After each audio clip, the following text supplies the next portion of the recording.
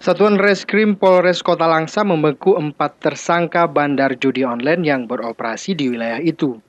Polisi menyita 2 perangkat komputer, buku tabungan, dan uang tunai ratusan ribu rupiah. Menurut Kabak Op Polres Langsa AKP Sujatmiko, pengungkapan kasus judi online ini berawal dari informasi masyarakat yang resah maraknya judi online di wilayah mereka. Keempat pelaku ditangkap di sebuah warnet yang menyediakan layanan judi online.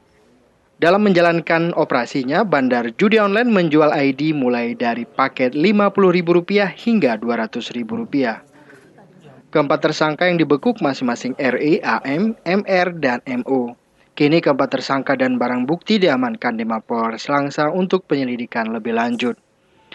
Atas perbuatannya, para tersangka dikenakan pasal 5 dan 6 junto pasal 23 Kanun nomor 13 tahun 2003 tentang tindak pidana perjudian atau maisir dengan ancaman hukuman ukubat cambuk di depan umum sebanyak 12 kali dan paling sedikit 6 kali. Dari Kota Langsa, dan Maulana melaporkan.